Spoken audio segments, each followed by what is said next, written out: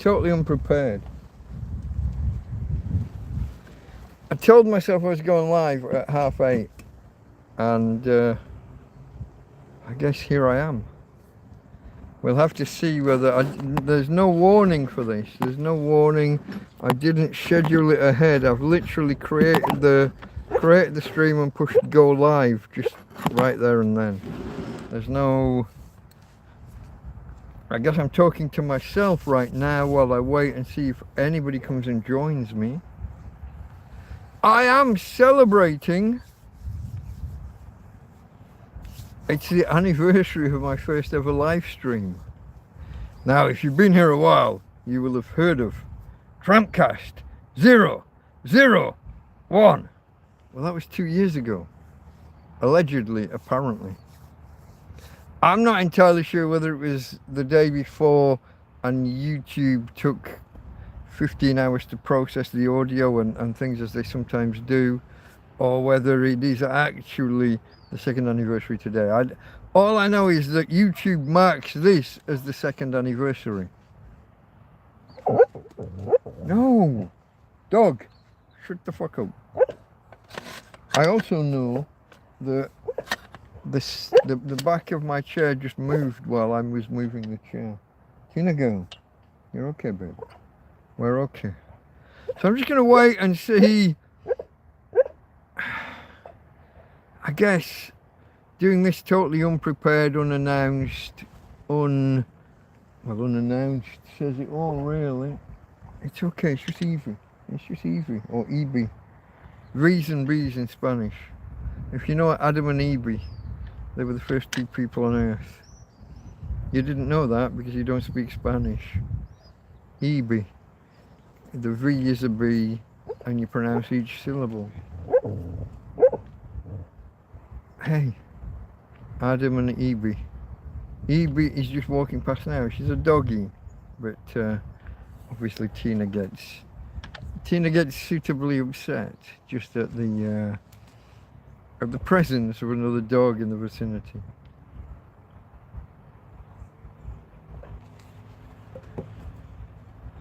We have a hard out tonight, folks, because my friend Scruff Dog goes live at, well, I'm not sure if it's 10 or 10:30, but when someone comes in and tells me what time Scruff Dog goes live, I will be out of here and I will try and redirect you to him if you're amenable. If not, then I'll just see you next time. But I guess I could have prepped this better.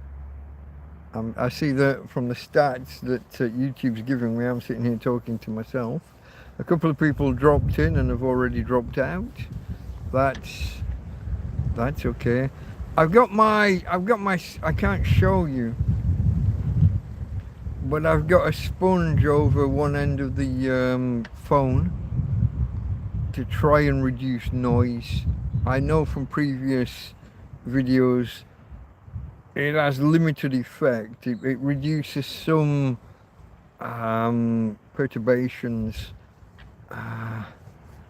Thomas, hello. Scary movie, he says. I know that putting the sponge over the microphone reduces some of the audio disturbance from the wind, but it doesn't get it all. It is just a sponge in the end. It's actually just a pan scrub. You know, there's nothing big or clever about it. It's just a pan scrub with a slit in the side and the phone pushed in. What can I say? Now, I don't really know how to mark the second anniversary of TrampCast 001 in any other way than to say, please, if you never watched it, or even if you've watched it and it's not been for a while, give it a go. Go and watch TrampCast Space 001. Give it a go. I've implored people to watch it, well, for 2 years now. Still haven't gotten around to it, says Tom. gotten being a very American. We don't use gotten in England, except for forgotten. Forgotten and ill-gotten. Ill-gotten gains and when you've forgotten something. I forgot. I don't know that we really use forgotten. I forgot would be more common. Ill-gotten is a phrase. We don't really use gotten. Very much an Americanism. Might have come as many Americanisms, as many Americanisms do, might have actually been British first and then fell out of use in Britain and was continued in America. That happens with so many so-called Americanisms. Like calling autumn fall. That was originally British. We stopped using fall, America carried on, and now we react like they're weird for calling it fall. Don't blame me, I wasn't there. 1770 fucking whatever, wasn't me, mate. I wasn't there. It's a generation or 10 before me. And what do you want me to do? But so many so-called Americanisms that we find awkward on the ear, sometimes vulgar even, were ours to begin with, and we just fell out of use with us. It's kind of interesting. There's a channel, a bloke called Lawrence has a channel called Lost in the Pond. Covers a lot of these America, UK. He's not focused entirely on language, but on differences between America and the UK. On the differences between the, I guess more accurately, the United States and the UK. Lost in the Pond. Those memoranda or notes that didn't make it across the pond. The differences between us. Some of them are language, some of them are practical or real. But good channel. He doesn't need me to promote him. He's got 1 million or more followers already. I've heard, Tom says, I've heard the claim that the East Coast accent of US Americans is how Brits spoke 300 years ago. Not sure about the veracity. I would say that maybe when you hear people in the South of America speak, there's a good chance that they're more like the posh people of England, the gentlemen and gentlefolk, the gentlefolk, the ladies and gentlemen in England a couple of 100 years ago, 200-300 years ago. There's a good chance of that. No, Tina, quiet. It's okay. Hola, buenas. Tina, cámate. It's okay. Just people walking past.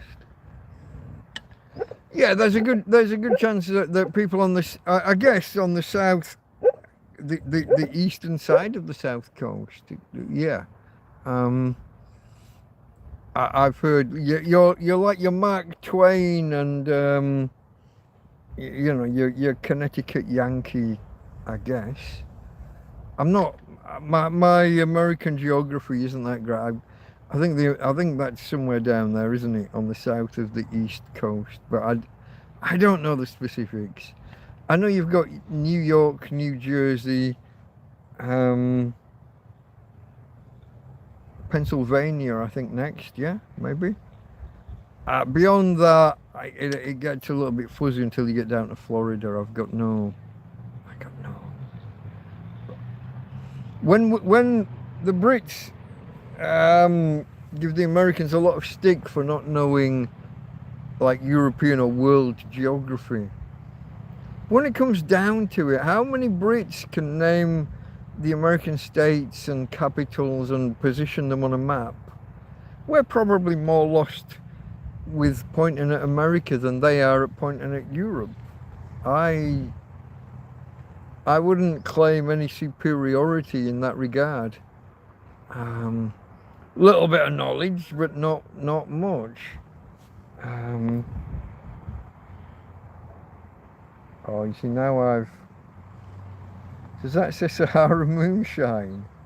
Now that's a very interesting name. Sahara Moonshine. It's not Sarah, it's Sahara. Okay, welcome. Very interesting handle. I don't know if there's a story there or anything, but yeah, welcome. This is very much a random stream, folks. I'd appreciate the thumbs up just to help get the news out there and the, you know, maybe help the algorithm give it a push. I gave this, well, I was considering going live all day, but then the wind built up and I wasn't going to, and then I thought maybe I can do this sponge thing and maybe it'll be good enough. And so I kind of went live. Well, I can tell you how on a dime it was, how 50-50 it was whether to go live or not.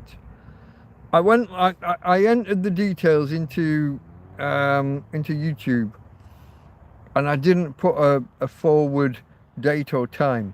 I didn't set it for in half an hour's time or in what. I entered the details and it was like, go live now. I can't say any more than that. I thought about it all day. I hinted at it, I think, in a Twitter post and maybe a YouTube post earlier about this being the 2nd anniversary of my first ever live stream. So I thought about it, but then circumstances seem to be against it. There's quite a breeze blowing here. I hope you're not getting too much of that.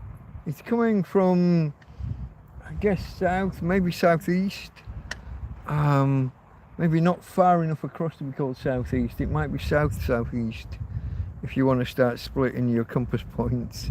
It's definitely coming from behind me. It's coming from over my left shoulder. So I hope it's not too much in the microphone. But it's quite.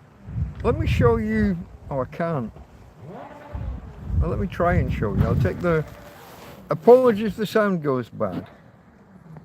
Of course, it dies down just as I was trying to show you the plastic on the tent. Literally just as the wind died down, because obviously there's a tree blowing a little bit. Wind picks up again now, but still the tent's not really showing it. It's a little bit calm. Isn't it always the way? Whenever I pick up a camera and say, hey, look at the wind, it goes calm. We're always becalmed, just as yeah, look, I turn the camera back this way, it goes wild again. We're always becalmed just as I point the camera the other way. That's kind of the story of my life, folks. I guess you don't end up as a tramp in a field without having good luck going against you left, right, and fucking centre. I don't know. Oh, I'll tell you some good luck I did just have, and I can't explain this at all. A lady of a clearly Islamic persuasion just stood next to the tent and brought me 10 cans of beer. 10. Ooh. Now, she didn't speak Spanish. She didn't speak English. My Spanish wouldn't have been great if I'd tried. She spoke French. Now, a lot of people here, you don't get many actual French here, but you do get quite a few Belgium folks. I'm going to say Belgique as a term for people of Belgian persuasion. But I couldn't remember any of my my schoolboy French. I was all over the place with my. I was much as gracias, and it's only when she gets down the road I'm merci beaucoup. I suddenly remember, you know, a couple of fucking words. I was all over the place trying to remember some French, any French, and I couldn't. I'm getting dark and disappearing. Yeah, just give me a second. I have brought the EcoFlow outside. Now it's weird. This light has been plugged in all day, and it's still showing that it's like charging. Is that looks like it might be too bright. Is that too much? Wait. Down one. Full. Medium. That felt like it went down 2. That's low. That's high. What do you prefer? Low, high, or medium? I'm not sure, folks. We're really not doing well for numbers, are we? If you could, folks, if you could hit that thumbs up, it would help get the message out. I know I've kind of screwed up by not. I haven't announced this in advance. If I can hang on to the 1 hour mark, YouTube might put it out there a little bit more. I'm not going to go much beyond 2 hours, maybe 2.5, because a friend and a great helper of mine, Scruff Dog, will be going live later. So I don't want to clash. I don't want to stream over the top. That's his regular slot, Wednesday night. So I don't want to be like an interloper. I don't want to be clashing with friends. That's you don't do that to people that have helped you on the way up, do you? Not that I'm up anywhere.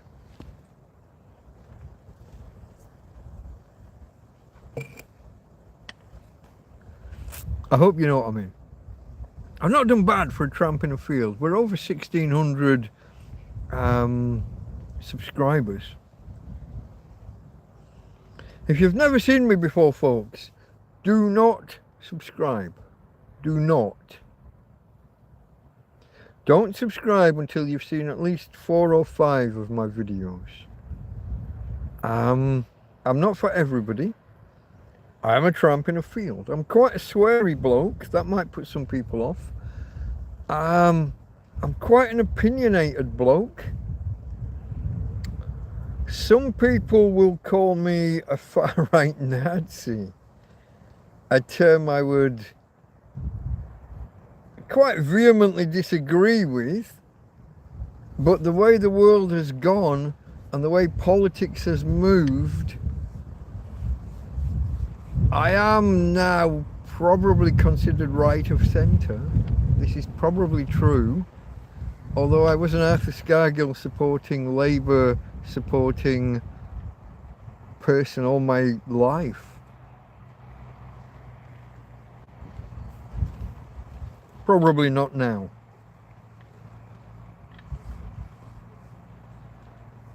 Probably still Arthur Scargill supporting, but the current Labour Party, I would have major difficulty supporting their policing of speech. I've said this before, I'll say it again. I'll say it now just because I can. No, I'm not going to say that because I've said that a few times lately. I'm not going to do that again. I did say the N-word, folks. Not at anybody, not calling anybody, not disparaging anybody. Just because we should be able to say words.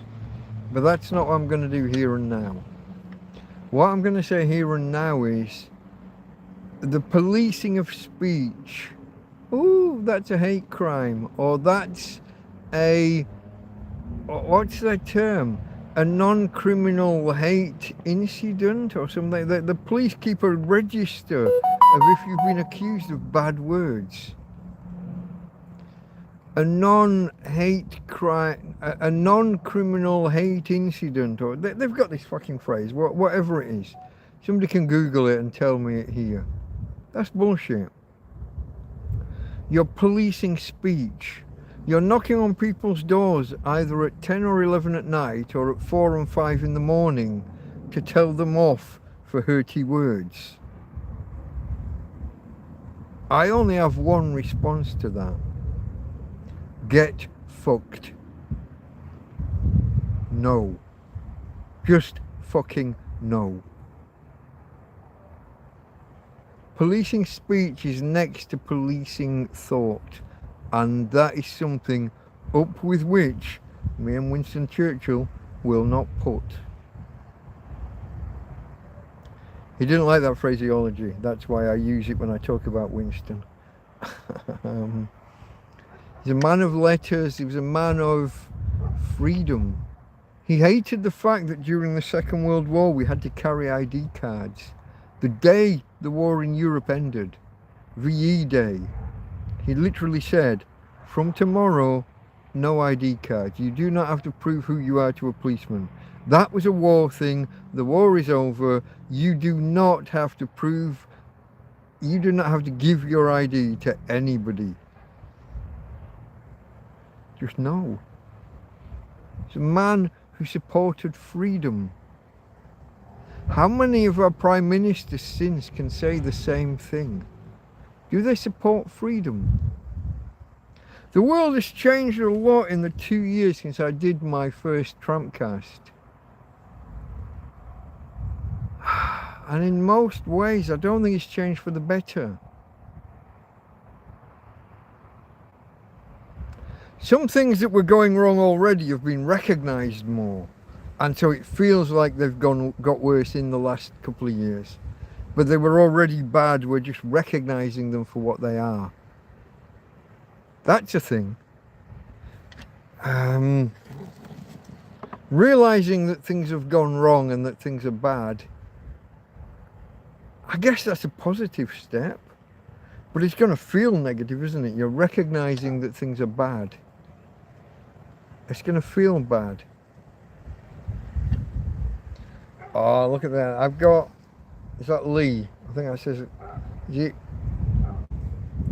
is this my friend Lee Johnson rather than Johnson? I think this is, sorry mate. Oh, do you know what I can do? Why don't I do this sooner? I turn the brightness up on the fucking phone so that I can see it better. Instead of struggling to read what's what. It is Lee Johnson. Hello, hello.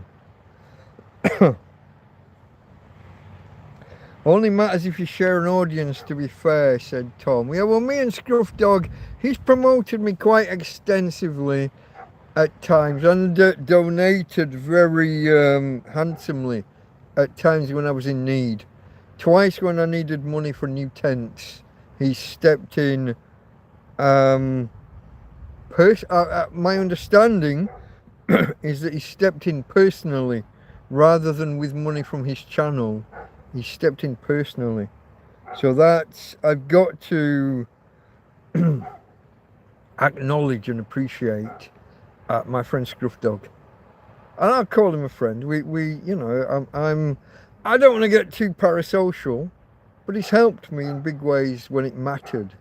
I'm going to call that a friend. Whether he does or not, I don't know. We could maybe discuss that.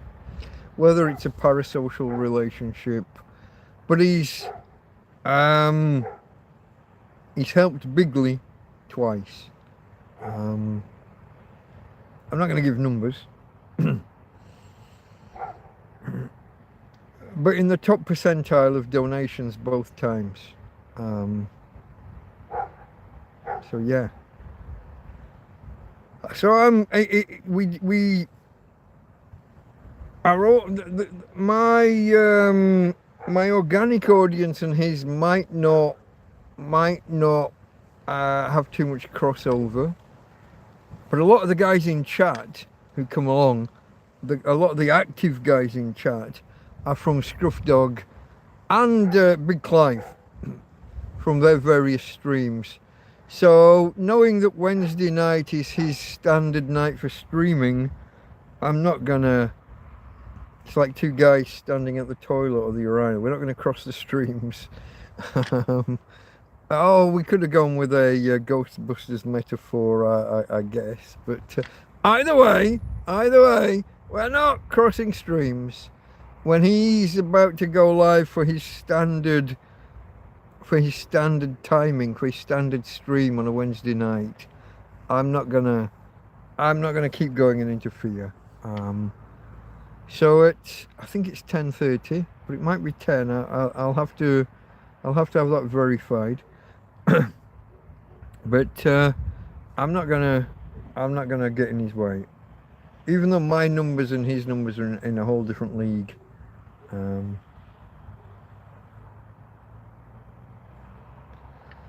I ain't having no ID card. Is my passport not enough? Yeah, this is the...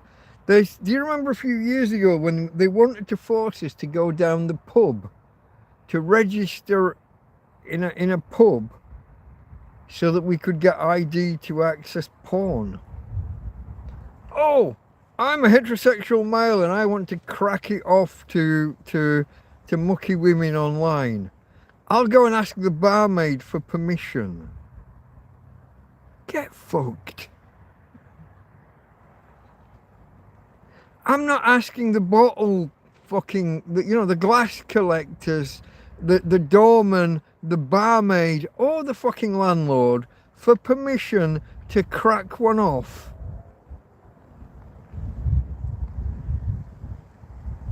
The fuck are you talking about?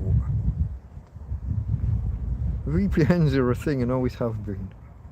There's ways around this shit. Just log in as a country that doesn't need the shit. What was weird a few weeks ago when they started pushing this stuff with the online safety bill was how many websites suddenly started implementing these things, even though there was no law requiring them to in their countries. Wikipedia started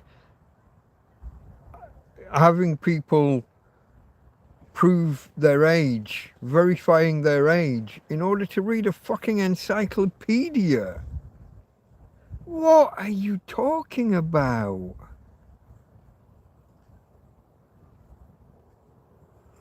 What?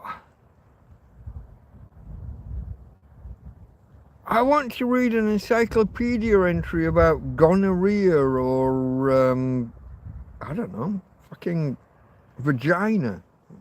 Pick a naughty schoolboy word. And I need to prove that I'm over 18 and give you a copy of my government ID so that you can get hacked and leak it to the world. No! Just no! Not happening.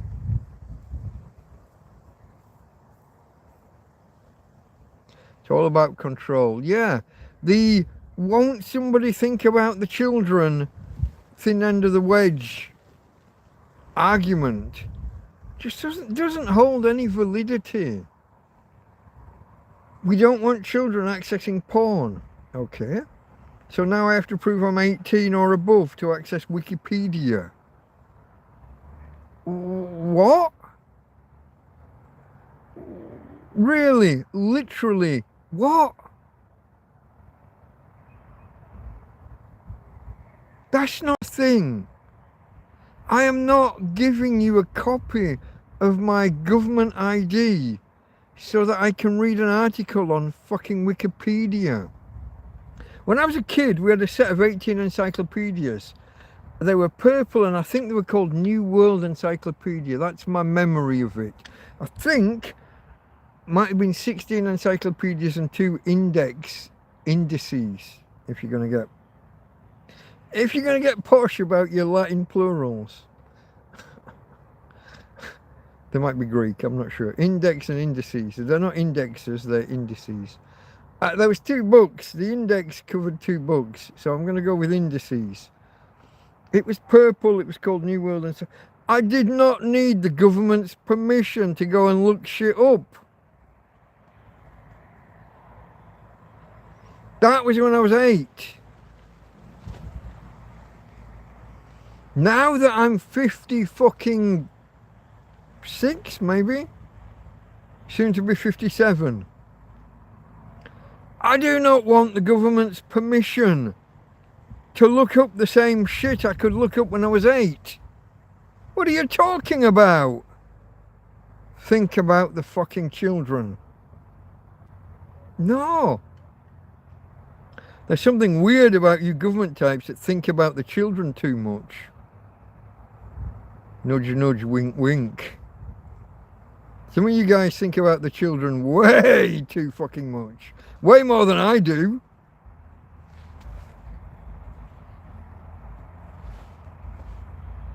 You guys and your culturally fucking enriching, you're thinking about the children way more than I am. Think about the fucking children. No, fuck you. I could look this shit up when I was 6, 7, 8. Now I want to look it up when I'm 56, 7, 8. And now I need the government's permission. Queer Starmer has got to go. 2-tier queer has to fucking go. Let's not forget about the rent boys that were burning down cars and houses and apartments he used to own. These were young men. Now, when they're of a certain age, after they've fallen out with him, what age were they when they were with him? Come on, 2-tier queer. Answer the fucking question. Won't somebody think about the children? I think you've been thinking about the children too fucking much, pal. Maybe. Perhaps. In my humble opinion, for all the legal disclaimers to avoid defamation lawsuits. I know you're a fucking lawyer, 2-tier queer. Can you prove that 2-tier queer is really the guy that I'm talking about? As pseudonyms go, nom de plumes, nom de guerre, whatever. Whatever. I saw a couple of, was never about the children, said Tom. It's all about control, said Lee. Yeah, I'm with you. Hair Starmer does not agree. Well, his mate Mandelson is in the news. Oh, I don't know what's Mandelson done. Maybe I haven't seen the news in the last day or two. Where are you? Oh, you're over there. I don't think we've done. Have we done this yet? We are 33 minutes in. I'm going to take the sponge off, so apology if you catch the breeze in the microphone. But I need to get to the controls, because we've got a Tina girl just. We'll need the light. You're back here, babe. Hey, come here. You're moving about. She's not tied up or anything. She's entirely loose. Hey, babe. Hey, babe. I say entirely loose, but obviously her back legs aren't working, so it's quite limiting. But she can bum shuffle. She gets out of the tent and gets around here when Uncle Joby, my friend Joby in the field, is out here in the morning or an afternoon. She gets around here okay. So we do get a Tina. Look at her. She loves this cuddle. Hey, babe. Hello, you. Hello, babe. Hello, babe. Woohoo. Woohoo. All right. Let's not. I don't want to be a channel that takes advantage of. Woohoo! I have a dog. I'm not. That's not the point of the channel. Although it is. I am reporting, if you like, on the life of me and my dog living in a field. For anyone new here, and feel free to come and say hello and say, hey, hello, I'm new. Come and tell me. I am a tramp living in a field. I'm a homeless. I mean, tramp is such a loaded term. But Vitruvium, Ryan in Valencia. Hello, my friend. Hope I'm feeling better. My legs and feet are still a war zone. I still struggle to walk anywhere. Do you know oh, do I have the word? Do I have the vocabulary? No, I don't have the vocabulary. So I walk up to the shop to buy a couple of crates of beer to get me through the next 3 or 4 days. And then this lady stops off and drops off a crate of beer. Irony. That's the word I was fucking looking for. The irony of just the fucking pure contradiction of it. The pure I've got my feet are agony. My feet and legs, the lower half of my legs are agony.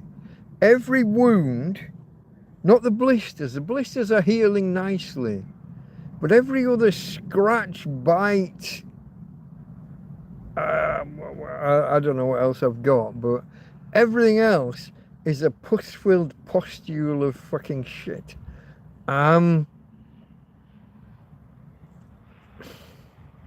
So I struggle to walk up to the shop and back, and I buy a double dose of beer because I don't want to have to walk again, say at the weekend. I want to have 2 crates of beer and get through the weekend. And I'm doing this on a Wednesday afternoon, you know.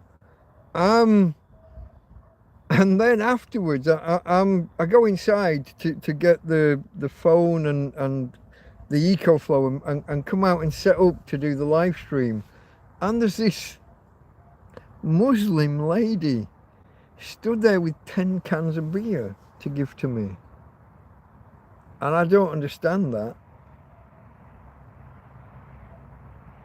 I honestly don't. I thank her very much. I didn't get her name because we had a language barrier. I couldn't remember how to say in French, what's your name? Comment t'appelles-tu would be my best guess now, because now I've had a chance to think about it and discuss it with someone else, and you know. Couldn't think of it. My schoolboy French just didn't kick in. I was doing a mix of English and Spanish, and she didn't have English or Spanish. That was all a bit of a mess. Tina girl, it's okay. But yeah, no, I walked, and every foot, left foot not so bad, but every right footstep is kind of agony. The way my foot fits inside this, like a flip-flop, but more of a slipper. No, there's no thing between the toes. Tina, can we have some quiet? It's okay. It's okay. Cámate, amiga mía. Tranquilo. Todo bien. No hay problema para ti. Spanish dog, I have to speak Spanish sometimes, even though my Spanish is terrible. If you want a rough translation, what did I say? One of the phrases was no hay problema para ti. It's not a problem for you. Calmate, amiga mía, is calm down, my friend. I think it was a third phrase I dropped in there, but I can't remember what it was, so I can't translate it for you. If I don't remember it, I can't translate it. Una traduction para ti. A translation for you. No translation for you.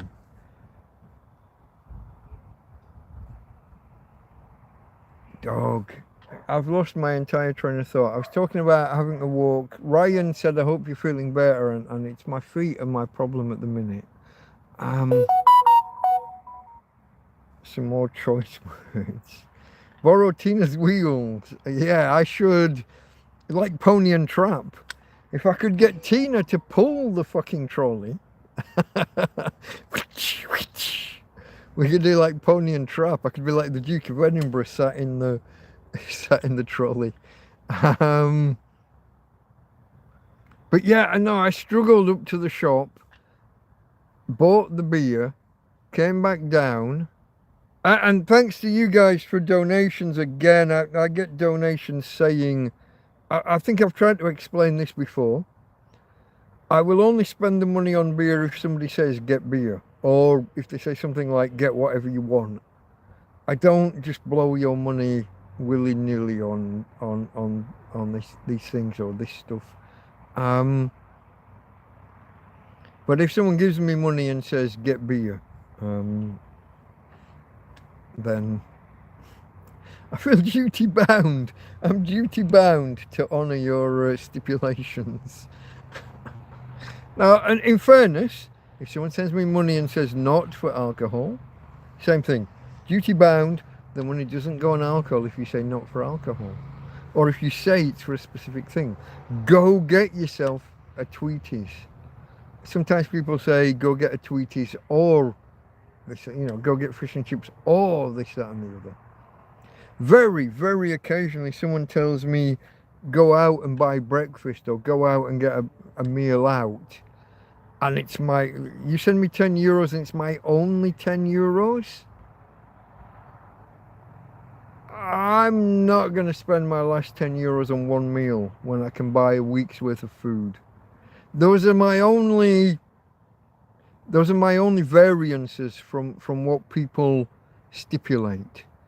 If someone says spend it on X and it's not sensible to, if it's my only 10 euros and you say go get breakfast, sorry, no.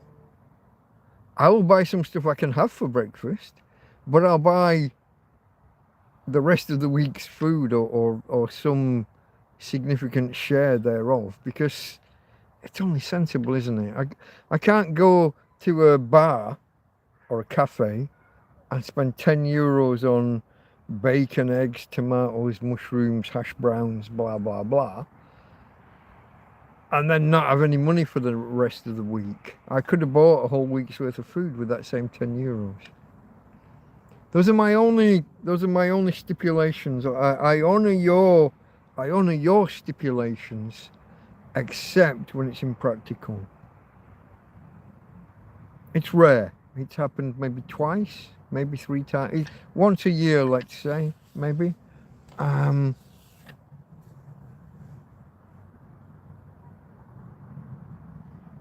that seems sensible to me. I can't, in all honesty, blow a week's worth of shopping money on one meal in a bar. That just doesn't compute. So apart from that, folks, I honour your request when you send a donation. Spend it on this, spend it on that. Get yourself a beer. Don't buy alcohol. Whatever you feel is the appropriate. I don't even know that stipulation is the right word to use when you're sending a donation. Somebody find me a better word. When someone donates and puts like terms and conditions on it. Even terms and conditions is too harsh, but you know what I mean. I'm not going to blow money that could have been a whole week's worth of shopping on one meal. Even if that's what the person who sent it intended, because I'd be starving to death for the rest of the week. Starving to death is hyperbole, obviously. You got 30 days before you're worrying about that. But you're uncomfortable after 3 days of not eating. Same thing. You are in the common vernacular. You would be starving.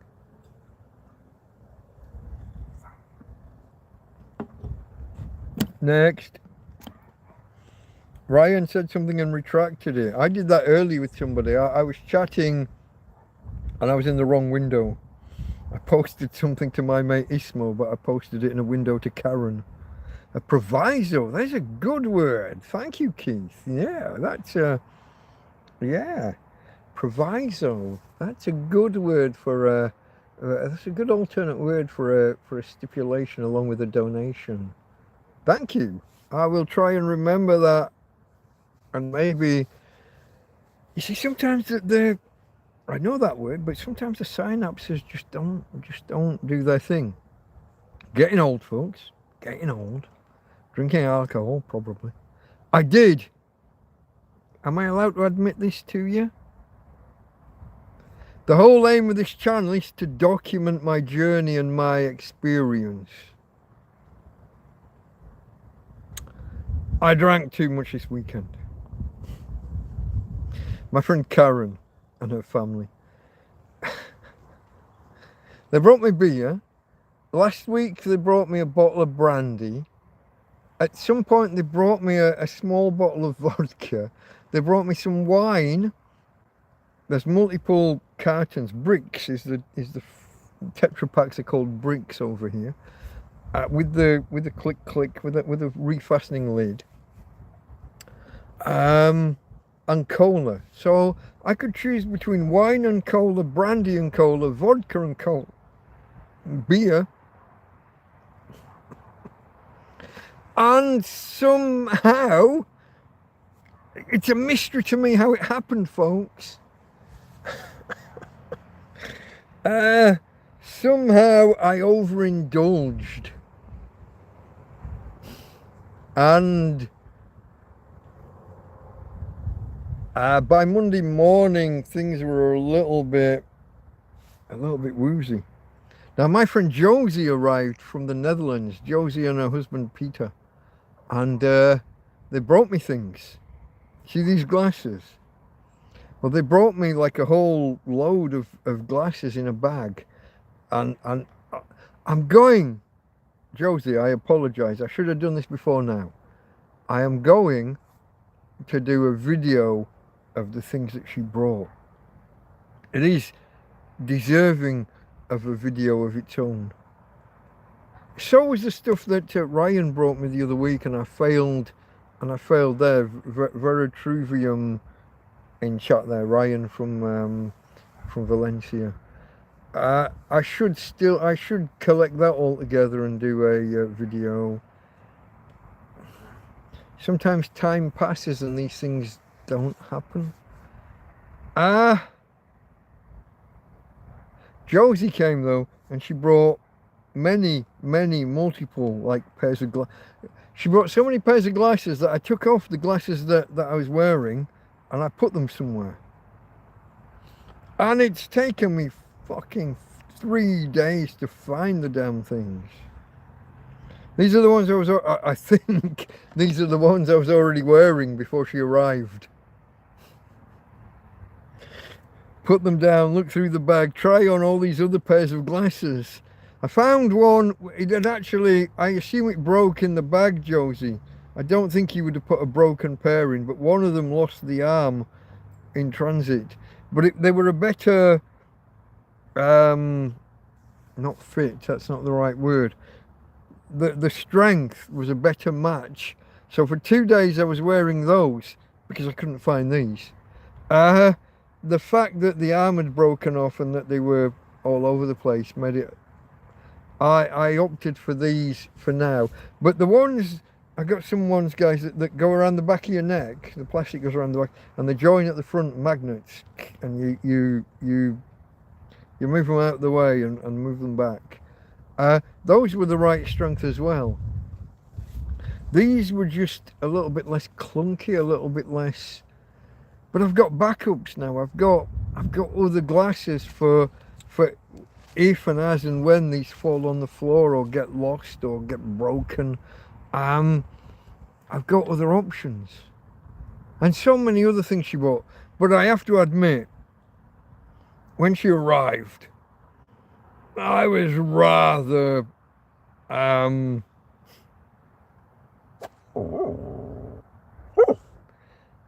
don't want to say the words, but I was rather intoxicated. Well, not hungover is probably the better word. It was in the morning, so I don't want you to think I was drunk in the morning, but I felt like I was.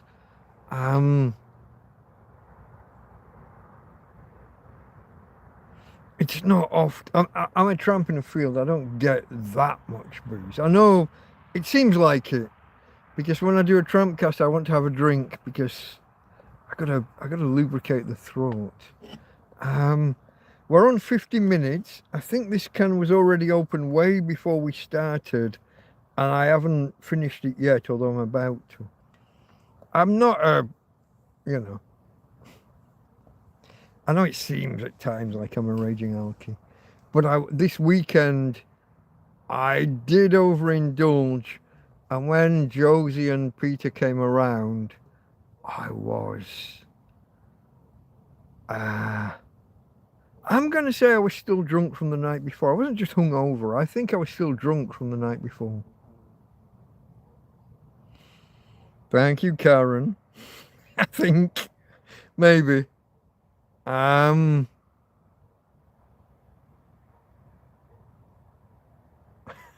think, thank you. Look, don't blame other people for your own actions. I'm the one that did they provided the substance, but it was me that drank it. I drank more than I should have on this occasion. Possibly the second time while I've been homeless that I've got drunk, I think. And I remember the first time because it was when my friends Anita and Tina came around that day. That first time, I got ill. I'm so rarely ill. This was like a cold, a flu, possibly COVID, question mark, query, who knows, no tests. I don't know, but it was back a couple of years ago. So maybe. And I'd been awake all night, and I'd kept, because I was awake, I'd kept sipping at, you know, at some stronger stuff. And yeah, they came around the next day, and I came out of the tent, and the brightness, and I was like, oh, it's too bright, and I'd had to stagger out of the tent. I lost my balance a little bit, and they were like, are you drunk? And I was like, no, didn't think I was. With hindsight, I was. I'd been awake all night, not realizing how late it was, and I'd carried on sipping something stronger than beer into the early hours and into the late hours. My apologies to Anita, Tina and Eddie that came around that day. That was one time that I will look back on and say, yeah, I got drunk that day. And this Monday, I was Sunday into Monday, I was clearly drunk. Joby said so it must be true. And I detected it the next morning. So for anybody, I know some of you guys are quite puritanical. I know that. I lose subscribers every time I talk about alcohol. Whether it's just a can of beer, whether it's the tiny little vodka that comes on the side of a carton of cigarettes when my friends buy multiple cartons of cigarettes. Whether it's when my friend when my friend Steve gets me a €6. Guys, here's the thing. I'm not blowing your money on extravagances and wasting on booze. My friend Steve will buy me a €6 bottle of brandy. €6.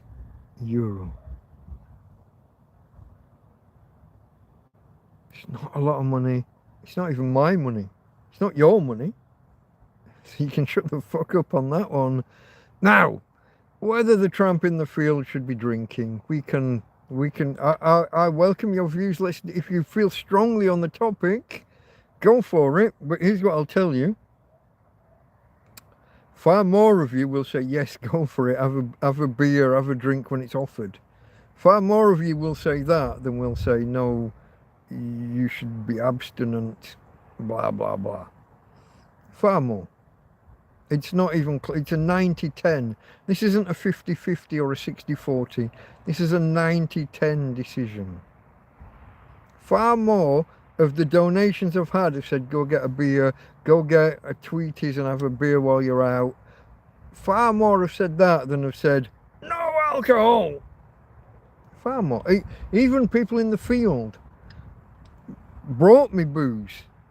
Far more have brought me booze than have said, I've had one lady hand me 20 euros and say, no vino. Now I could have been, what would be the word? Picky about my words. I've lost the... I could have been funny and gone and bought beer and said it's not wine. But no, I took her meaning. She meant no alcohol. So I didn't. Because I observe those... I went with provisos, as my friend Keith here said. I observe those provisos where appropriate, where possible. But yeah, I'm gonna mess about with the settings here just to see whether chat. Sometimes chat freezes and I don't see everybody. Payoso equals clown, yeah, but that wasn't the word. The word was proviso. Boratino's wheels, yeah. Choice words. I have lots of choice words. My friend Keith says it's the Irish in him. Snug, that's, yeah, for I was rolling on Monday. Mid-morning.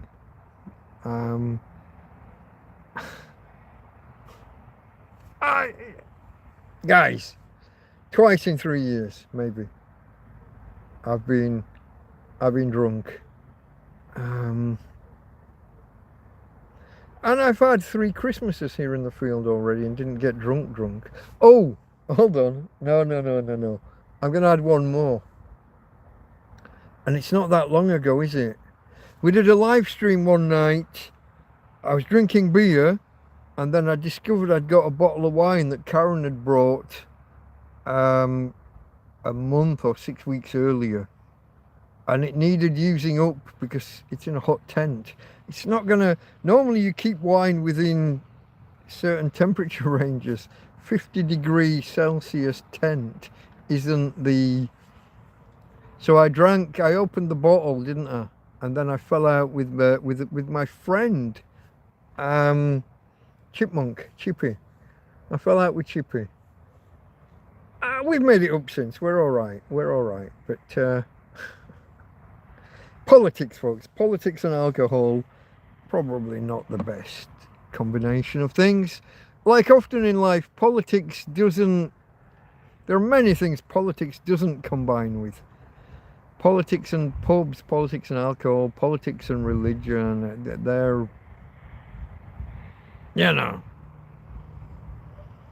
It's well known to be a powder keg waiting to... Now I am finishing it. We're on 58:20.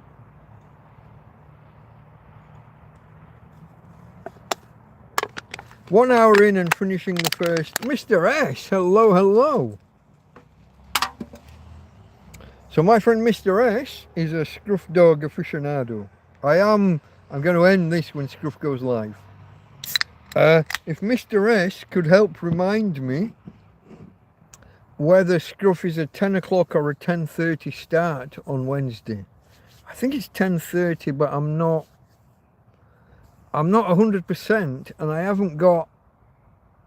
Oh, my tablet is here. I just haven't got a... Okay, I'm a dick. I could have looked it up myself. Whoops. Sorry, mate. But if you could tell me, I'm not going to tread on his toes. I'm not going to stream when he's streaming. I'm a much smaller channel in terms of viewers while live.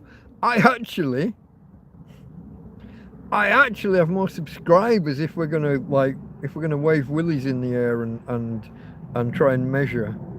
But in 64 minutes. All right, 35. Okay, 22:35. My time. Your time too, I think. Yeah.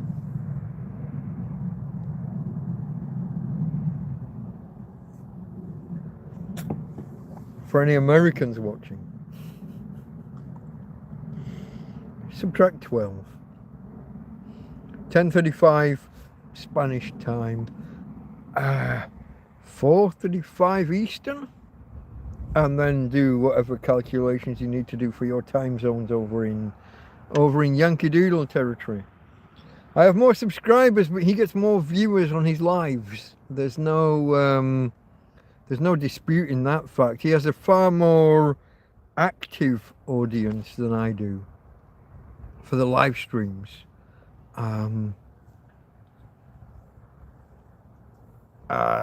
It is what it is. I mean, I don't know how or why. Maybe the fact that his audience is a subset of Big Clive's from Big Clive's live stream. So they were all people that were geared for live streams anyway, whereas my audience is a bit more organic, and I have people who'd never attended a live stream before.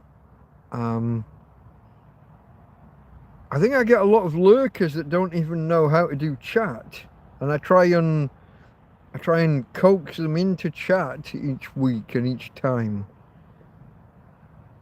Not always easy. If you're watching, folks, if you are here, if you are a lurker and you haven't posted a hello or whatever in chat, if you've never, maybe you've never seen me before, just come and say hello. Underneath, if you're in a web browser, underneath the player is it's kind of a slider, and it has two options: one for chat, one for comments, and one for chat, live chat during the stream. Come and join live chat. If you're on a tablet or a phone, touch the panel, touch the screen, and you're looking for two speech bubbles, one behind the other, and this will activate live chat during the live stream.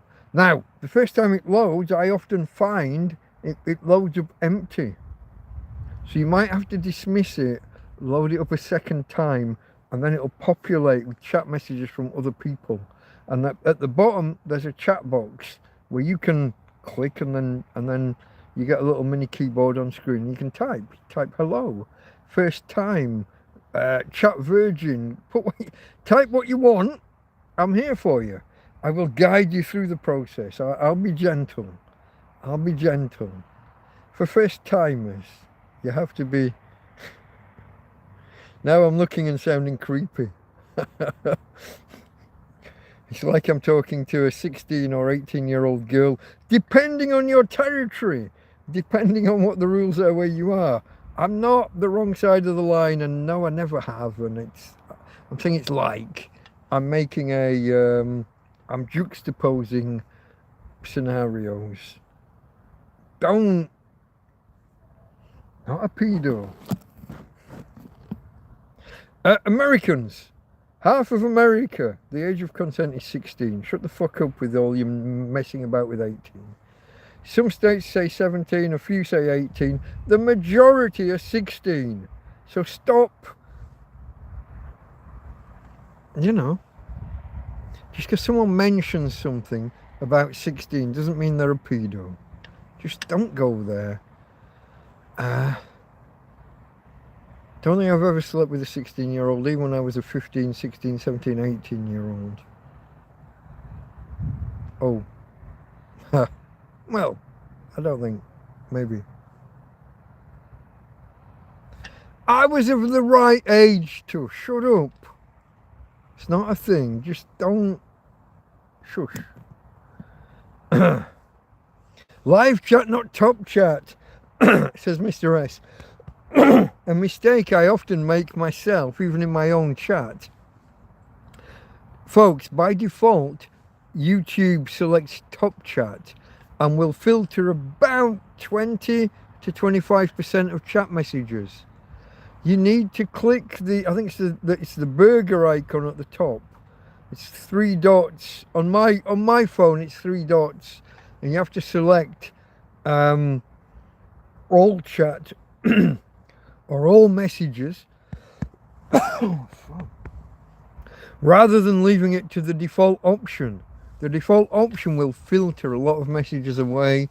I'll be answering people and you'll be wondering what I'm talking about.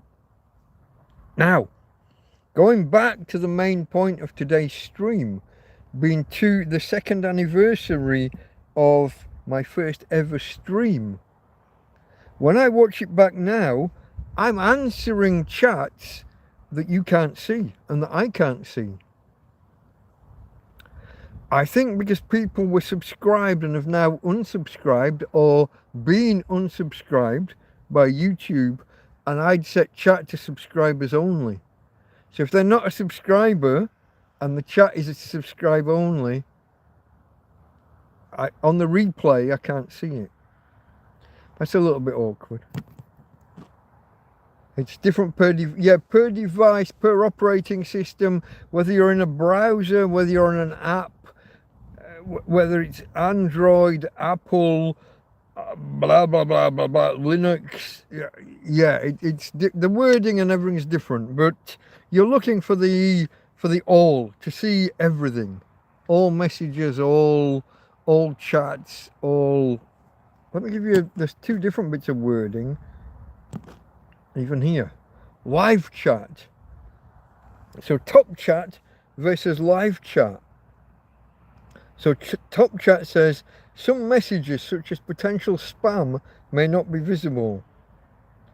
It's not potential spam that's not visible. It's anything they believe to be a little bit sweary or a little bit risque. It might even be a personalized setting depending on your of their view of your tolerance of such things, whether you swear when you type in chat or not. It could be totally personalized, I've no idea. And then the other option is live chat, all messages are visible. That's the wording I get. Live chat, all messages are visible. Folks, if you could just do us a favor and hit that thumbs up. I didn't announce this one beforehand. I left it very last minute. I literally created the stream and pushed the go live button with no like half-hour delay. There was no warning. There was no time for announcements or anything to go out. I just created it and hit go live. And I'll be honest, it looked like the stream suffered. For the first hour, we were on like 4, 5, 6 viewers. Clearly a lot less than my normal live streams. Normally, I would expect in the first hour, we would be hitting between 15 and 20 viewers. Like I've said, it's a lot less than Scruff Dog, who's hitting 20, 30, 40. It is what it is. I don't know. I think that his audience is more accustomed to live streams because they're a subset of Big Clive's. That's how he got his, not start, but he got a big boost from that when he covered for Clive while Clive was away at the Royal Edinburgh.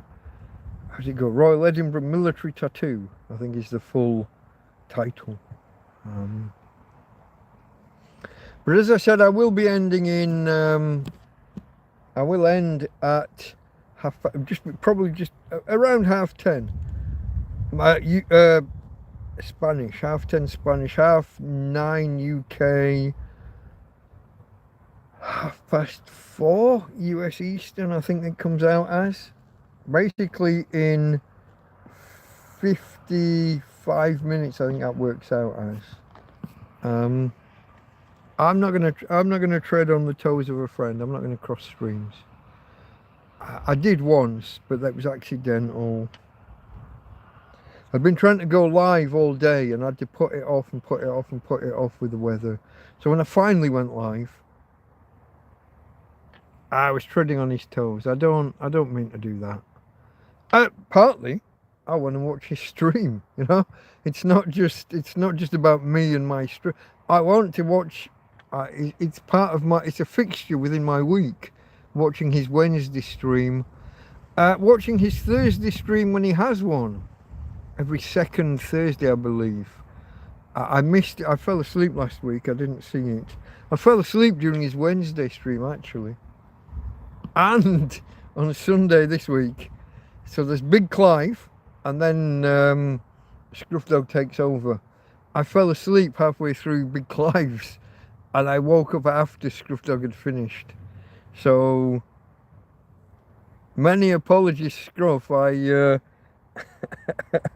was absent. I missed. Has Tina been practicing with her wheels? No, because my structural supports haven't been here. I had 5 or 6 blisters on my feet after we went out the other week, some of which got infected. Then I had a bunch of bites and scrapes and scratches. I think the flies, guy, the flies.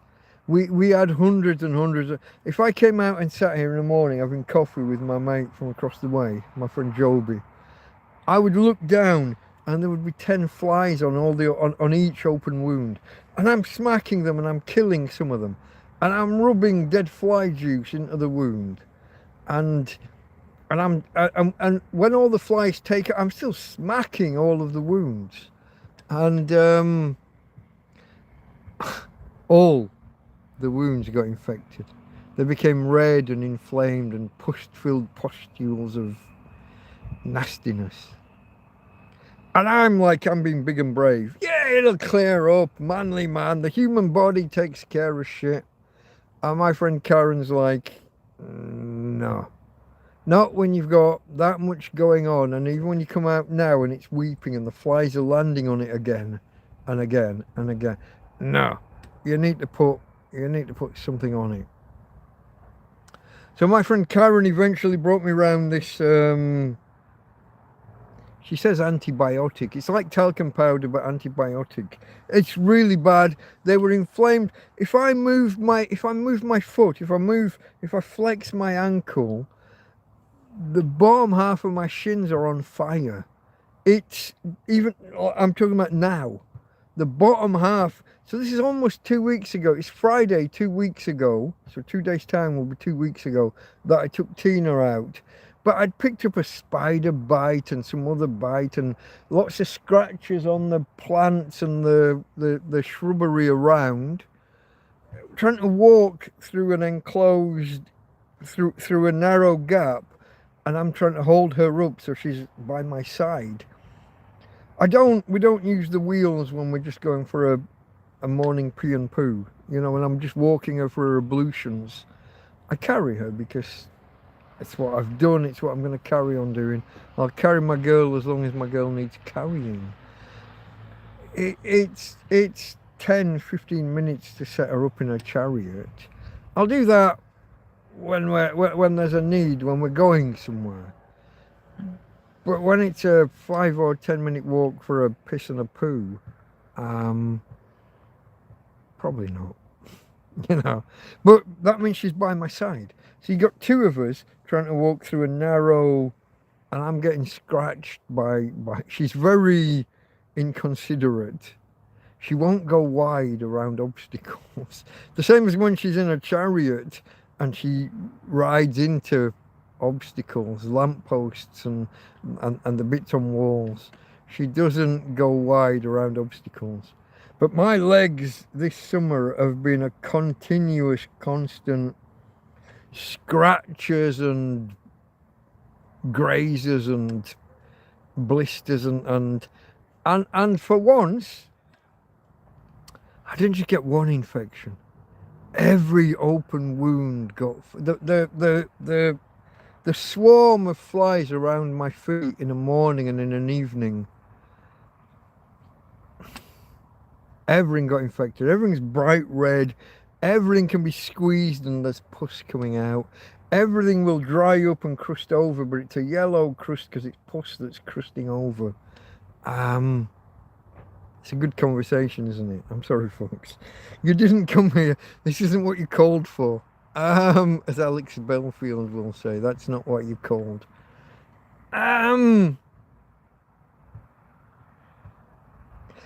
Because I can't walk, I haven't put her in the... We haven't gone anywhere. We haven't done anything.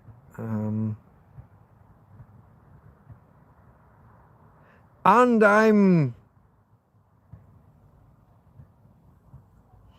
Well, embarrassed is too strong a word. But I'm I'm not happy with that fact. You know what I mean? We got the wheels so that we could go somewhere. And the first time I went somewhere, I got so many blisters and open wounds on my foot, and that attracted flies who then went for the other open wounds on my legs. I'm not happy that we haven't been anywhere. What else can I do? If I'm not comfortable walking. Also, do you remember a few weeks ago people were offering to get me a new set of shoes? I had some shoes that were falling apart, and everyone was like, "What size do you need? Oh, we'll bring them right." Yeah, no, 42s, 43s. Okay, 43s, 44s. What do you need? And that's 8.5, maybe 9s in UK sizes. I think add an extra half a size for US sizing. If I remember, there's a half size difference between US and UK sizing. But I was no, I've got 6 pairs of shoes. Everything I tried on either fell apart or wasn't the size it said it was and hurt more than what I had.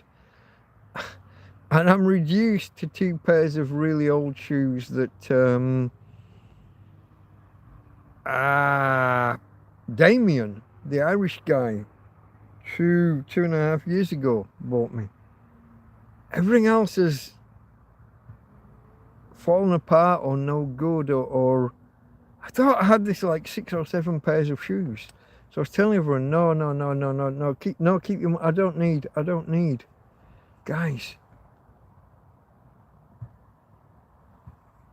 I kind of need, I guess, a little bit.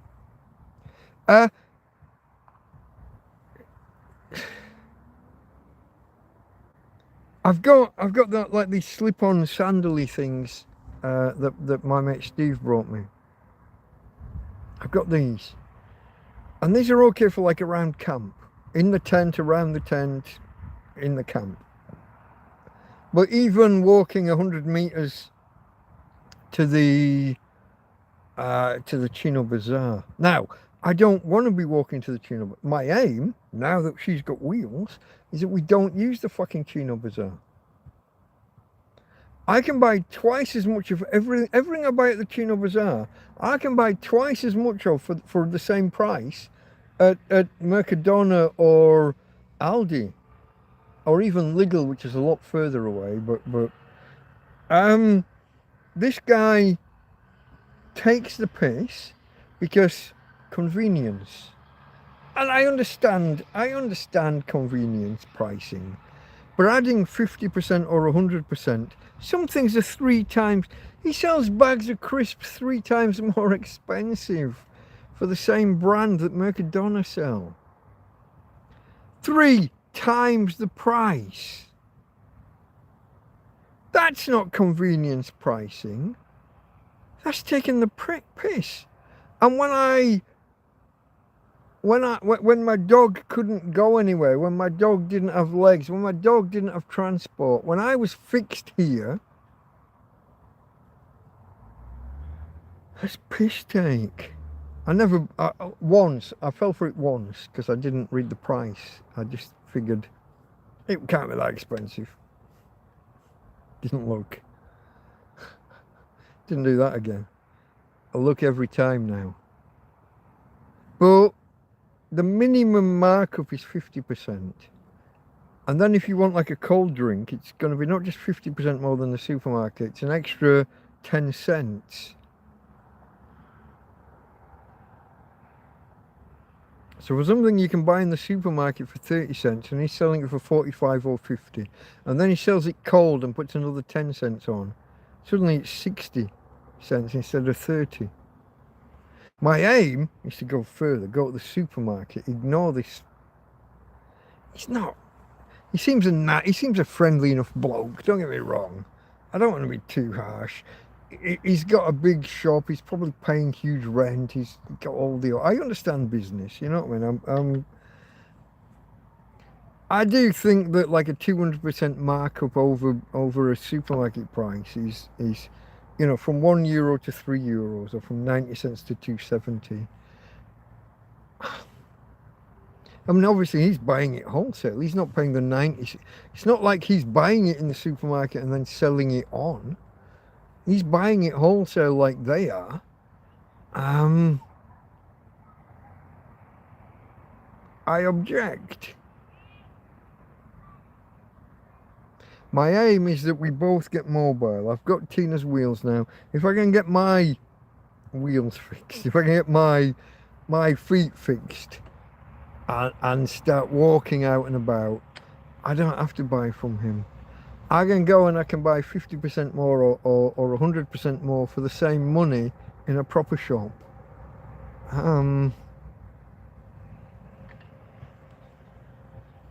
I also miss the flexibility of shopping for myself. I have friends ask me, what do you need? And I'm really bad at answering that. A, I don't have a pre-prepared list, so on the spot I can't answer. And B, I have a reluctance.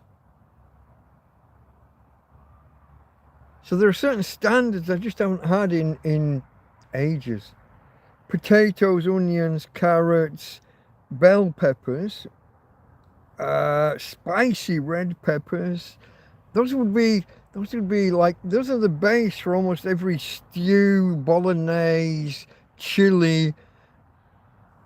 I'm not going to put potatoes in my chili, but those are the base for everything. I didn't say celery, did I? You got to have your mirepoix. Celery, carrots, onions. That's your mirepoix.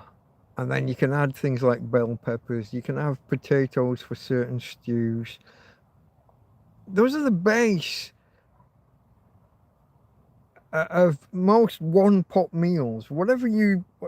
And I'm a tramp living in a field with one burner. So it's going to be a one-pot meal. Everything comes from that. Add tins of tomato, but also a cream for some alternates, for some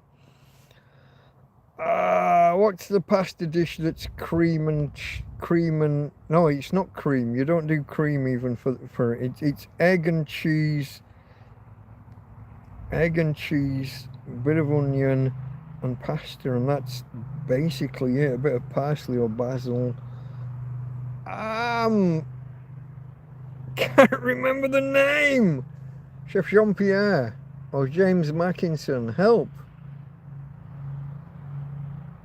A lot of people cheat and use cream, but you're not supposed to. It's supposed to just be raw egg and cheese. And then there's always an argument about whether it's full eggs or whether it's just egg yolks. Egg yolks, add egg yolks to my shopping list. If I was going shopping myself, I would have all of these things. When other people say, what do you need? I keep it more basic. I don't want to impose on people. I don't want to be a drain on people. I don't want to be that guy. If I was going shopping myself, I would buy things that I'm not putting on the list when they go.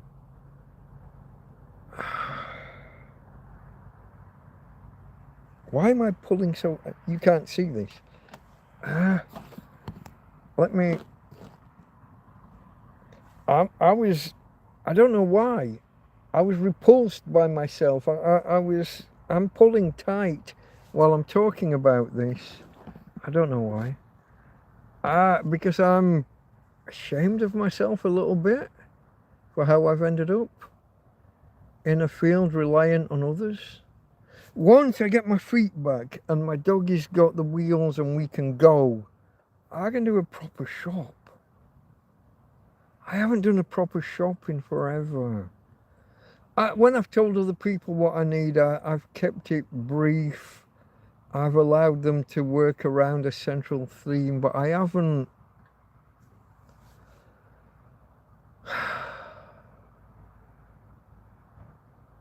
I don't know, folks. I don't know. Do I have the vocabulary to even express what I'm saying? Maybe not. It's a difficult thing to... It's not a money thing. You guys have been very generous, and the PayPal, which I haven't put PayPal in the... I haven't put a PayPal link in chat this time. There'll be one in the description somewhere if you want to go hunting. But that's not what you called. That's not what I was saying. You guys have been very generous. I've got the money at the minute. I just don't have the mobility.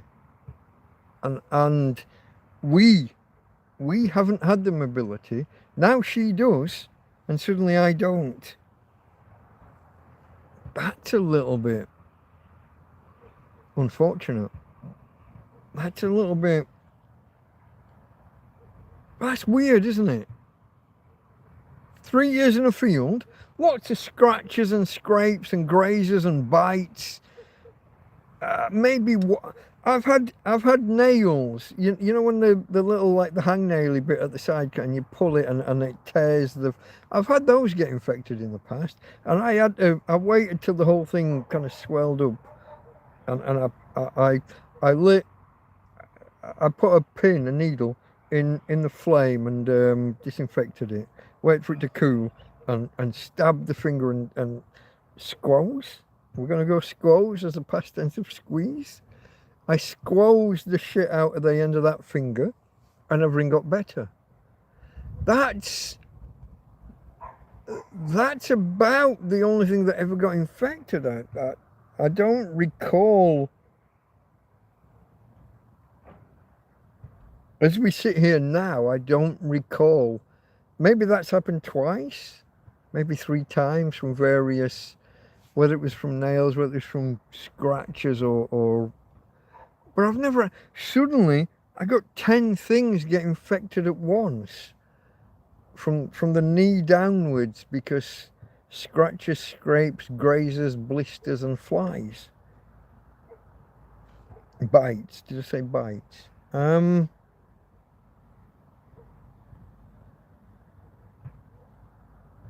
It's been a bad year for flies. And what's really telling, in previous years, we've had swallows and, I don't know whether they're swallows, swifts or house mice. We've had birds with that distinctive tail, that V-shaped tail, swooping around this field, hundreds of them swooping around, eating the flies, catching flies literally on the fly. We've had I've got videos. If you look at my nature videos, there's a whole playlist, folks. If you go and look in the description, at the bottom of the description, you got to expand it a couple of times, but you'll find a list of playlists, one of which is nature, and there's videos of these. I don't know what bird it is. Swifts, swallows, house martins. They've got that V-shaped tail, flying around here, flying within a meter of my head, or a yard of my head if you're British or American. Although you Americans don't use yards much. You use feet even when yards would be more appropriate. But anyway. I got whole videos of that. This year, no. Tonight, we just watched about 400 of these birds fly right over, heading south, because winter. Today, you could feel a change in the weather. I sat out here previous nights and the breeze was warm. Today, the breeze is cool. You can feel the cooling effect of the breeze. And suddenly all the birds are going fucking that way. They're flying south for the winter. They know it. They can feel it. They sense it. I have detected that the last few days have been cloudier, a little bit more humid at times, but that 2 or 3 degrees cooler. Nights, I've actually got under the covers. I didn't last night, but a couple of times this week I got under the covers, so it's getting cooler. And the birds are sensing it and have taken off. Yeah, it's interesting.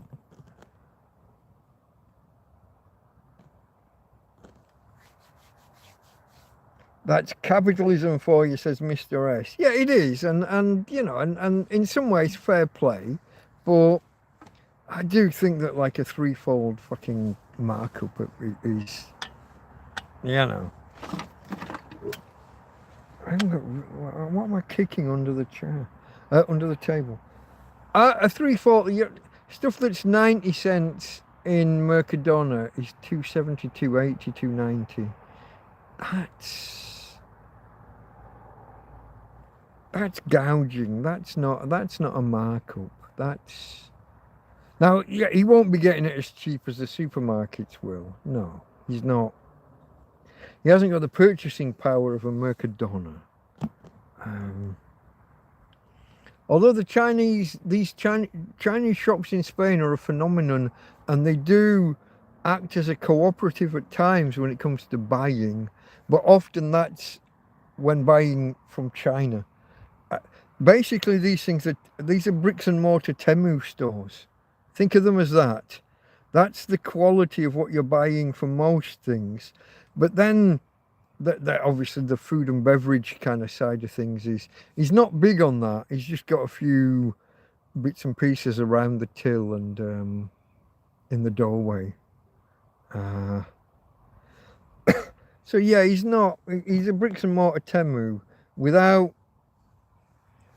There used to be a what was it? Dompty was a shop in town, same kind of thing, but these were a chain, and they practiced more quality control. This guy's stuff all falls apart in fucking no time. My mate Joby bought a shed load of things from there when he first arrived here. When he arrived and he had money, but not much in the way of belongings and needed things. So he bought a tent, he bought an airbed, he bought this, that, the other, power banks, and everything fell apart within, most things within a week, but the rest within weeks. This one that I'm talking about in town called Dumpty, it's gone now, but I think the shop stayed the same but changed name. I think they dropped out. I think they were a vocabulary guys. Give me the word. When you're paying a fee for the branding and they do the advertising and you're part of a chain, most McDonald's and Kentucky's are a franchise. I think it was a franchise, and I think they wanted to stop paying the fees. And I think it was the same people kept the shop on. So they're buying from these Chinese places, but they were doing quality control. So you were getting better products, a little bit more expensive, but with some improvement, some improved likelihood that things weren't going to drop apart in no time. Let me check the time. I got another 30 minutes roughly, yeah? Roger, how you doing? Just got in. I'm alright, mate. I'm just kind of celebrating the fact that my first ever live stream was 2 years ago. So for anyone that doesn't know, I started YouTubery. And back then, before you could go live, you had to get to, was it 500? You had to have 500 subscribers, I think it was. Was it 500? I think it was. And I hit that target, and I asked people, send me your questions, what do you want to know? And I waited a while to make sure that we didn't have, quite often, I watch my subscribers drop, especially if I say something controversial or, I don't believe I've ever said anything racist, but I've said things that other people might perceive as racist, or political and in a flavour they disagree with, whatever. So I wanted to make sure I stayed above whatever that threshold was. And I'd hit this target for being able to go live with YouTube. And I waited a week or two. I collected some questions together and I built them into a narrative wouldn't be the right word, but I built them into a structure. To tell who is this guy who is this guy? What's his background? Where is he from? Where did he grow up? What's his education status? What's his work or business background? And you know, I took all these questions and I built them into a theme, a narrative, a discourse, a whatever. And eventually, and I told people when we get to, it might have been as little as 200. Was it 200 subscribers? I said when we get there, we'll go live and I'll answer all these questions. And that's 2 years ago. I hit that whatever the threshold was, and I don't, obviously, you're listening to me, you know I don't know what the threshold was. 200, 250, 500, whatever the hell it was, I got there. And then I kind of wasn't in the mood, and we waited a week or a little bit more.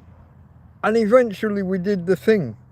And I went live and I talked to you guys for the first time ever. I just watched it back earlier today. Now, when you watch it back, I'm answering some people that aren't visible in chat. They've unsubscribed or been unsubscribed by YouTube, one or the other. I remember there's a few ladies, there was a lady called Angela in particular, who's a very early subscriber to the channel, one of the originals, and she was talking to me during this live stream, and I'm answering her, but her comments are not appearing. Whether she's blocked me or just unsubscribed and it was a subscriber only feed, a subscriber only stream, I don't know. I'm not sure quite what the thing is, but it's quite marked that a lot of people who were around. There's a bloke called Jan, Dutch bloke called Jan, something like not Verhofstan or something, something along lots of V's, Z's, O's and R's with an occasional H. I'm talking to them, but their comments are not visible when I watch it back now, which is a little bit disconcerting. I hope they didn't fall out with me. I hope this is like a technical thing, like a technical YouTuber thing. YouTube's removed them thinking they're bots, and so now their comments don't show. I don't know.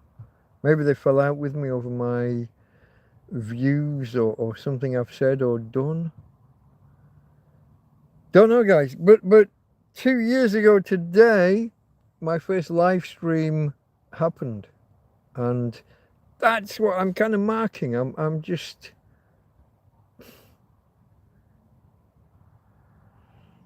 2 years later, I'm still a tramp living in a field. Now you could say no progress made. I would counter survival. All I was aiming for from the start was to not be dead this time next month, and the month after, and the month after. Mission accomplished.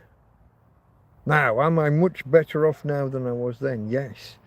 Technologically, support network, financially, you guys, friends, people who come here to the field and bring me food and water and drink, maybe sometimes.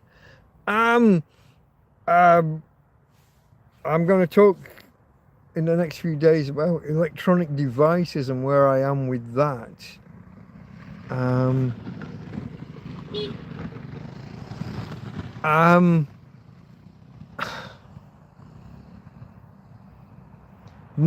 Much better off than I was. I built what I consider to be a support network from nothing, from a guy in a field saying hello to people walking past. Now, am I out of the field? No. Am I any closer to getting out of the field? Maybe not yet. Do I have a base from which that might become possible? I would say yes. I would say yes. So, survival. Month after month, mission accomplished. Build a support base, mission accomplished. Friends and helpers and people who, that's saying friends and helpers, that sounds manipulative. You know what I mean? You know I don't mean it like that. Anyone who's helped me, thank you. Whether financially, whether bringing things to me, supporting me in real world, in the field. There's a few standouts, but I don't want to pick favourites out of, so I'm not going to do that here and now. But if you've helped me bigly, and bigly's a good word, if you've helped me in a large scale, you know who you are. You know I appreciate you. You know I've probably thanked you lots here, and you'll get thanked more and more in the future. So it's progress, folks. Just the fact that I haven't topped myself, the fact that I've survived, the fact that I've built the network I've built, the fact that I'm still here and I haven't let the cops bully me the fuck out of it. Just the fact that I stood up to them.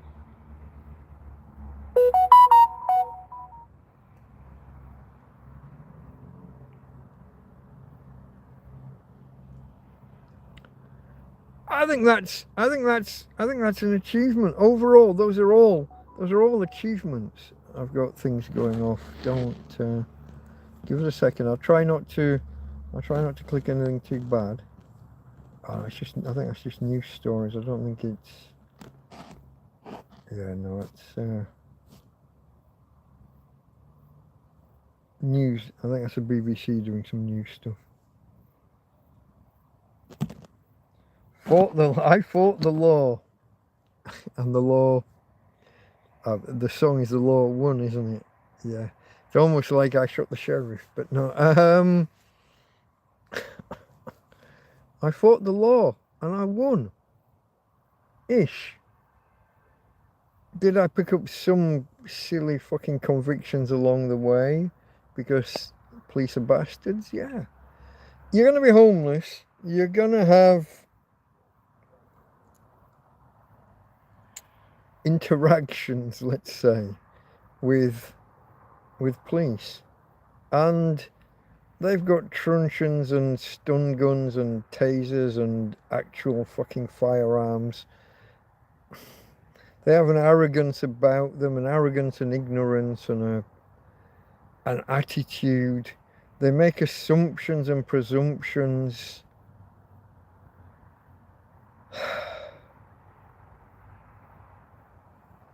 I can't help but think about when they did drag me away. How are you feeling? Are you feeling ill yet? No, I don't feel ill. Well, when you do, let us know. I'm like, what? Why would I? What do you mean? I just said I don't feel ill. Why? You assume that in the next few hours I'm going to feel ill. What are you? Days later, it crosses my mind. I think I'm a junkie and that I'm going to start on withdrawal. Days later, before that even... I've never done it. I've never smoked a fucking cigarette. Never done, obviously, never done marijuana. Never done any drug other than alcohol. Their assumption that you're going to start feeling ill. Their assumption or presumption that you're going to start feeling ill. It blew my mind. It took me 3, maybe 4 days to realize what they were even talking about. Are you feeling ill yet? No, of course not. Well, when you do, let us know. No clue. So fucking innocent, so naive. Did not know what they were talking about. Would you have? If someone said to you, are you feeling ill? No? Well, when you do, let us know. Like you're going to suddenly start feeling ill in the next 12 or 24 or 48 hours, however long you're going to be in the fucking silly cells that they put you in. No, oblivious. Absolutely fucking so naively, preposterously oblivious. Best part of a week before I knew what they were even talking about, by which time I'd been out for fucking 2 or 3 days. I mean, God, no.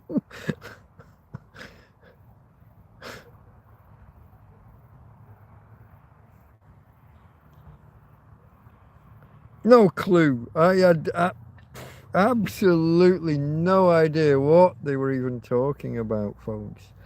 Let me just check where we are for time. I've got just under 20 minutes left before I will be handing over to my friend Scruff Dog. For any of you who haven't tried Scruff Dog,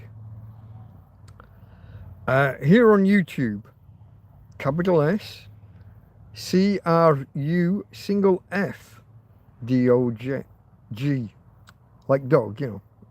So single F, Scruff Dog, all one word. Give it a try. I would post a link if I could, but the app I'm in doesn't allow me to interact with chat in that way. Here's Oscar. Super enraged. Breaking news, Charlie Kirk was shot 15 minutes ago at the Utah University. Is that for real? Wow. I mean, he is a right-wing Nazi. He's not, but you know, it's... Wow, I didn't know. Apparently I'm a right-wing Nazi as well, so, you know. Well, I hope he survives. I hope, well, you know, you hope everybody survives. It's Karen. The first of my, I was watching you earlier, Karen. I was not watching you, but I watched back TrampCast 001, and I watched you and your initial interactions, and your initial hello, and then the big long pause, and then you said, "Hey, I'm a hairdresser. I can cut your hair." He's died. Fuck. Oh, that's incredible.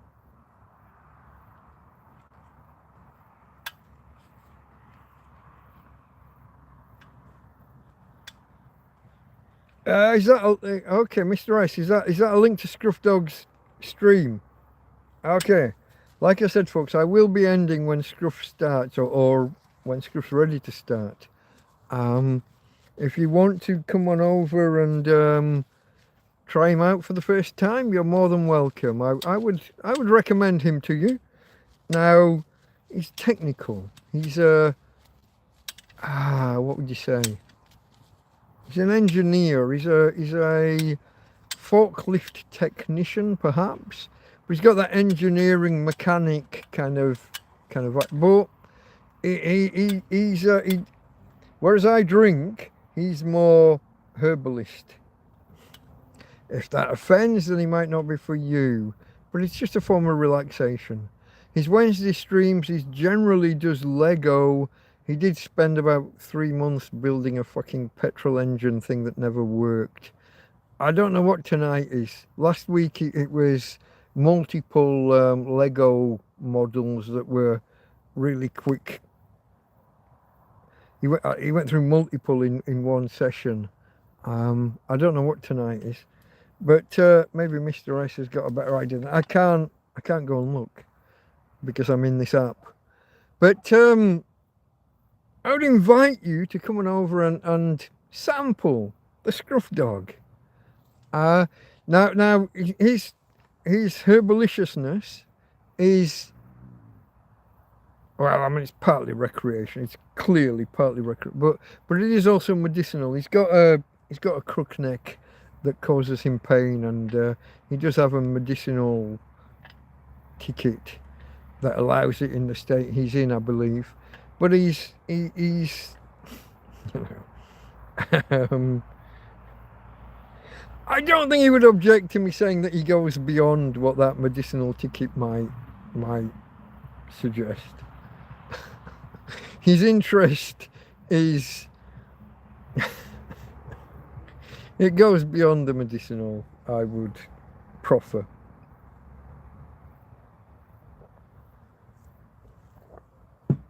Would I say that on the record? No. Except I just did, but shh, I won't tell if you don't. But come on over, give him a try. We've got somewhere between 10 and 15 minutes. He'll be starting on the 35 of the hour, which is a little bit away.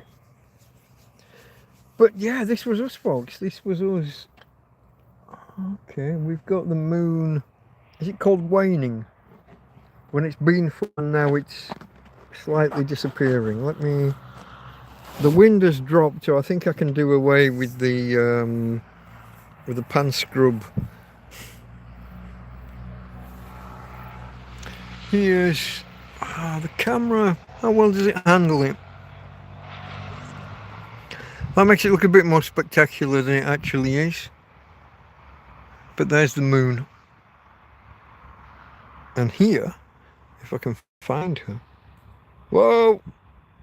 Somewhere down here is... Hold on. I gotta zoom out a bit. Somewhere down there. Tina go. Oh! Where'd it go? What happened? I caught a control and I don't know what I caught.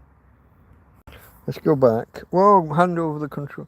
There's Tina go. Hey, babe. Hey, you're going to say hello to the peoples. Auntie Karen.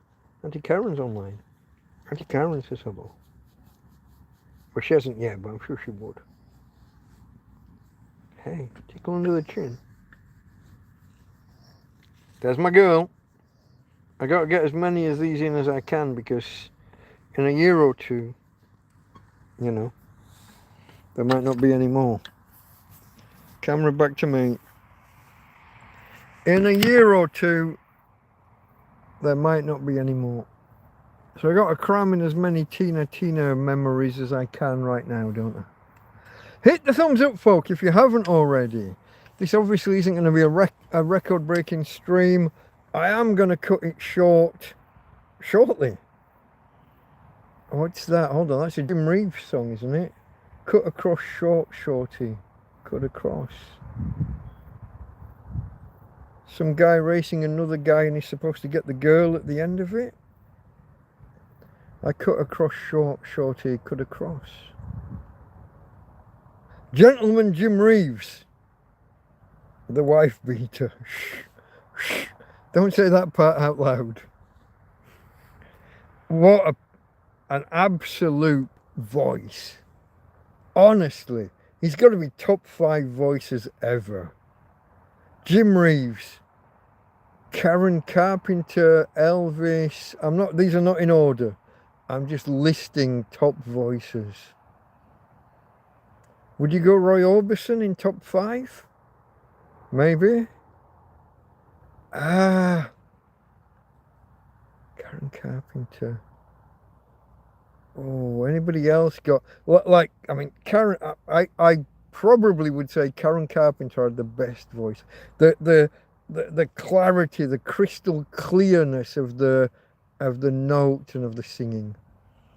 And then I might go one of those guys out of the what are they called? The Righteous Brothers. Ouch! I just stamped on my own fucking toes. Righteous Brothers. Not Bill, whatever he's called. The other one. The little pretty boy with the blonde hair who sang. Hold on. Which one is it? It's not Unchained Melody, is it? Is it the other one? Or is it Unchained Melody? No. The blonde one, out of the Righteous Brothers, sang a song pretty much solo. And he sang it live on TV. And people have analysed the sound from this using, you know, this autocorrect, what's it called?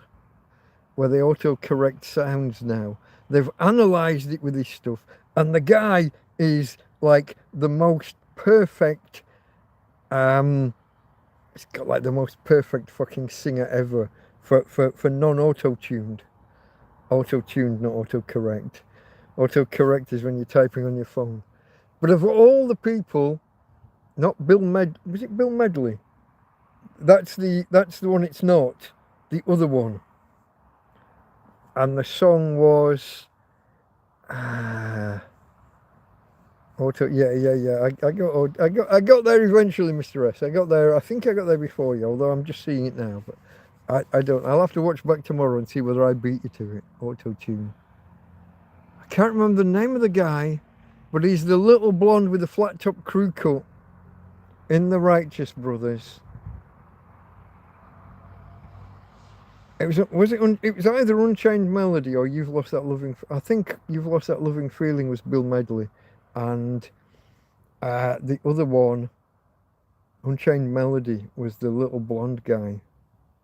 Tina, have you?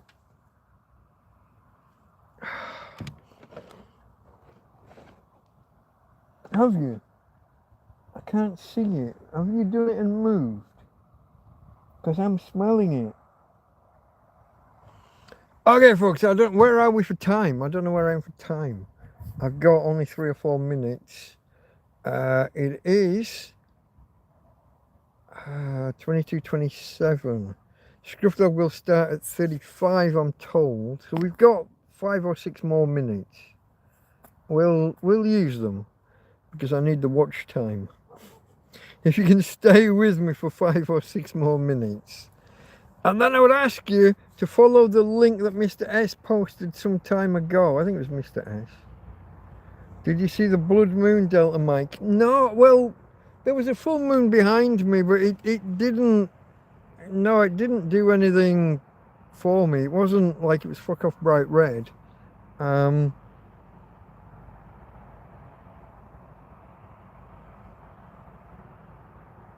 loony left shot. Okay. That's never good when people get shot and did you see the thing with the girl on the we would say underground, but on the subway, I guess, on the light railway in America, the black guy that sat behind her and just decided to end her. Very, very pretty blonde girl. I mean, wow, pretty. But she's sat there, she's hunched, she's not drawing attention to herself. She's got a baseball cap on and I think glasses. She's hunched over her phone.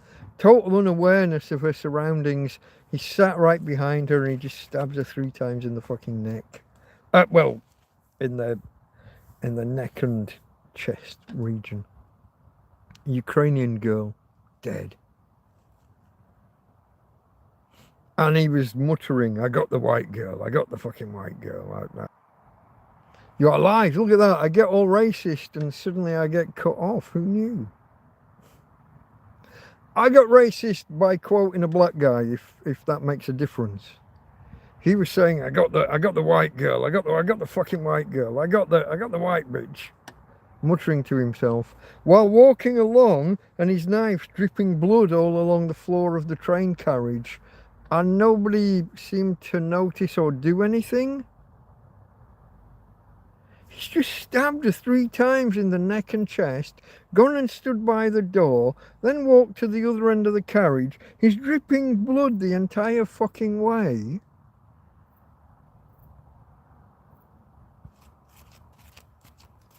Nobody appeared to notice. And I'm like, really? As the guy who always moved towards trouble, I find that kind of shit hard to believe. How do you stab somebody 3 times and then walk around dripping blood all down the train? And people don't notice? Strong suspect they noticed and decided not to notice, if you know what I mean. And shame on them. As somebody who intervenes, somebody who moves towards trouble, somebody who gets involved when shit happens, I abhor that kind of, I didn't know. Hate that shit. Anyway, guys, I am going to hand you over. I think Mr. S posted a link a little while back. If you look back to 22:18, so 18 minutes past the hour, the numbers will vary depending on where you are in the world, the 22 or 10 p.m. if you don't like military time. 18 minutes past the hour. If you go back to that, you'll see Mr. S, Mr. Sharafsha. He posted a link to the to the Scruff Dog video. I would encourage you to come and join me over there and just give it a go. Maybe it's for you, maybe it's not, but try it. And with that, I'm gonna wrap it up here, folks. I maybe need a minute to go and have a, comfort break, as some would say. I'm glad the wind's dropped.